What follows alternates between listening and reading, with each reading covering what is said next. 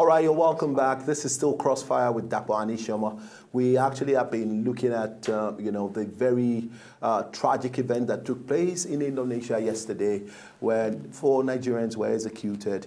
But we have joining us in the studio this wonderful person. We were supposed to have a full show with her, but due to traffic, oil shortage, all filling stations are blocked, and there's no free movement of vehicle. He's no other person than Mrs. Annette Akinsete. Is a woman of many parts. She's married with children. She is, she's a consultant, public health, a teacher and a broadcaster. She was one-time director of Public Health Department of the Federal Ministry of Health for many years and has represented the federal government of Nigeria at several fora world over. As a public health physician, she has worked in every level of government in Nigeria, from local, state to federal level. At global level, she has represented, the World Health Organization with publications and non-communicable diseases, served at WHO fellow in Geneva and in UN and over, a lot of other places like the United Nations headquarters in New York. She remains a key resource person on NCD, that's non-communicable diseases, for the West African Health Organization. She represents the Women's Board at the United Nations and continue to help in the formation of Girls as a Brownie Whole. Brownie Owl. Brownie Owl. Okay. Now, we have Ms. Akinsete joining us in the studio. Definitely what we'll be doing today will be an intro into what she will be dealing with. And when we bring her back, we'll be talking more deeply on the issue of health. You're welcome, to Crossfire. Thank you very much. And what more can we say to say sorry, about, we've been discussing about the state of the nation, really. I could tell as soon as I walked in, and that was real Crossfire. All right. Now, let's quickly, create a good foundation. Okay. For what we want to discuss. Mm-hmm. Sickle Cell Foundation in Nigeria. Mm-hmm. I believe very strongly that we have these people in our society. I believe that, government probably must have been doing enough or not enough to support this category of people. Mm-hmm. Now, let me quickly, for information's sake, what is sickle cell and how do people really find themselves to becoming one? Okay, good. I'm here now today wearing the hat of the CEO of the Sickle Cell Foundation Nigeria. All right. Okay, and we work, our offices are at the National Sickle Cell Center, which is right across from Luth. All right. I don't know if you know the place. Have you ever seen the place? Yes. Okay, there's a huge building across from Luth, and that houses the foundation. All right. It's the National Sickle Cell Center. It's the only center of that type in all of Africa. So we're very proud of it. Wow. It's a Nigerian thing. That's what I'm saying. I like to say I'm Nigerian now, and I'm proud that we're doing this, okay? And I also like to say that sickle cell is our own thing in Nigeria because Nigeria has the highest number of people with sickle cell in the whole world. Wow. So if you don't go away with anything today, go away with that fact. We have the highest number of people with sickle cell worldwide. 150,000 babies are born every year with this condition. Wow. And not up to a quarter of them live till the age of 5 to celebrate their 5th birthdays. So there's so much that goes on before they turn 5. We lose many of them to death. You asked initially what is sickle cell. I know you know, but for the benefit of those who do not know, sickle cell anemia, sickle cell disorder, you'll hear sickle cell disease. But let us keep it in our minds, the sickle cell. It has to do with the blood. The red blood cells from your biology, what do? The red blood cells, we have red blood cells, we have and white blood cells. Okay, what do the white blood cells do? They fight diseases. They fight diseases, and the red blood cells do what? They produce. They help you to move. Immunity. Your oxygen. When we breathe our air in, it's oxygen. There's a vital substance there. So the red blood cells help us to carry oxygen to all parts of the body, for complete respiration. That is how we live. Otherwise, there's no life. So the red blood cells are vital. So in this sickle cell condition, the blood cells are no longer round. The normal shape of a red blood cell is nice and round, okay? So it's able to slide through the blood vessels. But in this case, they are sickled. Okay, what's a sickle? Like a semicircle. Have you seen that implement before? I have never seen that implement, but it's a Yes, like it a question mark. It's a harvesting implement. Yes. So it's like a crescent moon, or some people might say like a banana shape. Yes. Okay. So the cells are no longer round and nice. And They take that shape. And what happens, because you see the shapes that way, so it has sharp corners, and so it's not able to glide within the cells, within the blood vessels, and they get hooked, and they begin to pile, and then they block the vessels.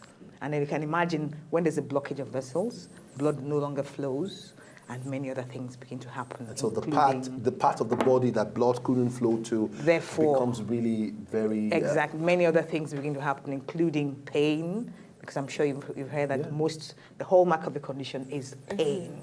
And if you talk to people who have the condition, they tell you that sometimes they cannot localize where the pain is. It's in the limbs, in the waist, it's abdomen.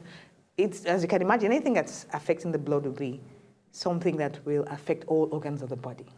So this program is too short to go into all the symptoms and signs. Yeah, but what role does government play in this? I'll get to that. But however, what I would like people who are listening, the audience, to go away with also is that it is not a contagious condition. It's a condition that you inherit from your mother and your father. It's generic. It's genetic. Genetic. It's genetic. That is in the genes. Yeah. You pass it to your offspring if you have the gene yourself. Okay, then the questions people normally ask is, okay, they've heard about AS, and what does all that mean? Yes, you know? Okay, somebody's a carrier. You carry the trait.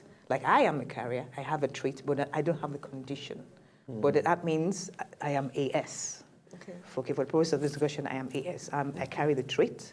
I carry the gene, but I do not exhibit symptoms. I don't have a double dose of the gene, which is SS. But I'm capable of passing it to my offspring if I have a partner who also has that gene. So my partner may also be AS, who is a carrier like myself. We both do not have the condition, but we can both have offspring that have the condition. And in that case, we have a 25% chance of having a child with the condition, okay? But it's not necessarily like people say, so you must have a child with sickle cell if you are AS and you have a partner who has AS. It's not so. It's a chance. Every pregnancy, you have a 25% chance of having a baby who is SS. In the same vein, you also have a 25% chance of having a normal baby who is AA. Okay, but and of course in that case, a 50% chance of having a baby who's like you, AS. Okay, so the whole purpose of this part of this discussion is to let the audience know, listeners know, that sickle cell is not contagious. It is hereditary. It is genetic. It is something that you can pass to your offspring. Okay, and we'll leave it there. And now let me quickly ask: this condition, is this something that an individual can live through, can live a normal life? Exactly. You know, we've come a long, long way from years back. Because I mean, when I was growing up, I know a lot of people used to die. And like you said, if we have 150,000 people who are conditioned, you know, yearly in Nigeria, who are born with it, and yet they don't live to the age of 5. I mean, how come are they getting support or they're not getting support? Why do we lose so much lives, you know, to sickle cell? Exactly, because so much could be done. We could do more than we're doing now. You asked a question about government. I'll come to that. This Sickle Cell Foundation is a non-governmental, not-for-profit organization. It has nothing to do with government. We're not government-related. But I also tell government... Can you say that again? It's an NGO. Oh. The Sickle Cell Foundation Nigeria is a non-government organization, and it's not-for-profit. And they set up that center. To do with government. No. Then we need to quickly know, is there anything the Nigerian government is doing to take care of people who are born, you know, as sickle cellers? Exactly, they're doing this, but it's just that, you know, like you have a shopping list. You just have to prioritize. So government knows they can't do everything, which is why I also let them know as well that we are picking up the slack for them. We're doing what government should be doing. So they should support us to do this for them. Okay, governments at the national level, for instance, their bit is to sets a direction for us, Okay. policies, and then work with us to do the implementation. We will be the foot soldiers out there And then are they doing the that? work. That is where we're encouraging them to do their bit. But how about financially also? Because I know these patients they require a lot of drugs and medical attention. Daily. So And how well is the government also helping out? In that regard, no. In that regard, we are the ones doing the foundation, and there are other NGOs who are working in the area of sickle cell, and they're doing their bit as well. And one of the things we want to do to mark World Sickle Cell Day this year, because the Sickle Cell Foundation Nigeria is a big, is a grand When is that name. coming up? It's June the 19th. Oh, okay. It's to bring together all the NGOs that work in this sickle cell community, and so we all come together, have a meeting, and we speak the same language. Channel course for. Yes, and so we see the strengths of every. So at the moment, unit. how do you get sponsored? It's out there, you and I. We go out cap in hand, especially when it's World Sickle Cell Day, and say, look, everyone who cares to listen, we require funding for these people, for their welfare. Because it's not sometimes, you see, it's not just the medication, it's also welfare.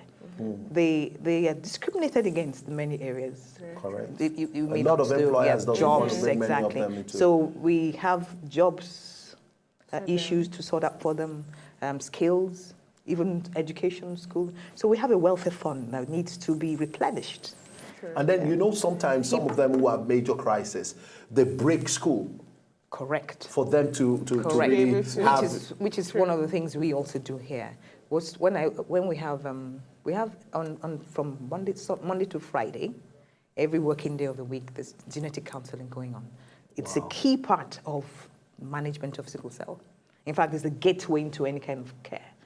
It's good for. We have, go ahead. We have less than a minute to run the program. Good. But I know, in a nutshell, genetic modification, is it possible in this case to, even if a child or a fetus, is it possible to detect if a pregnant woman is carrying a child that has sickle? And is it possible to carry out genetic modification to altering the genes? You're looking into the future. We're not there yet. But I know that things, yes, that's going on, particularly for other conditions, but not for sickle cell. But I can see that happening in the future. Hopefully. At this time, we in our foundation, for instance, we do what we call prenatal diagnosis. So in early pregnancy, the couple will know if they're carrying a baby who's SS.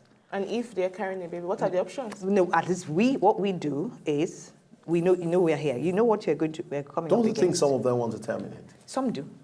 Some go ahead and we don't have any wow. We will not be able to go further than this, Ms. Akinsete. But notwithstanding, we have the National Sickle Cell Day coming up June the 19th. Yes. So we definitely will be bringing you back on the show to come and have a proper discussion and create a platform, towards that day. We want to be, we want to be able to play our role. It's an NGO. So all we need to do is to approach, management and tell them, okay, this is what we want to do. We don't even mind if we're going to have you like 2 or 3 times on the show. To that day. Yeah, to build up towards that day. To build up towards that day. That's what we would love to do. We would love to do that. This is, of key importance to a lot of people out there. There are families out there who are who are handling 1 or 2 of this categories of individuals.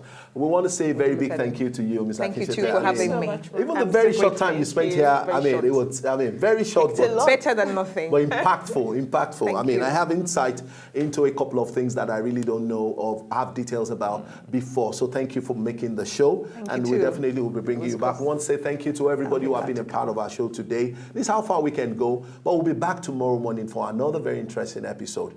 And I know that we will meet you. And we will be back.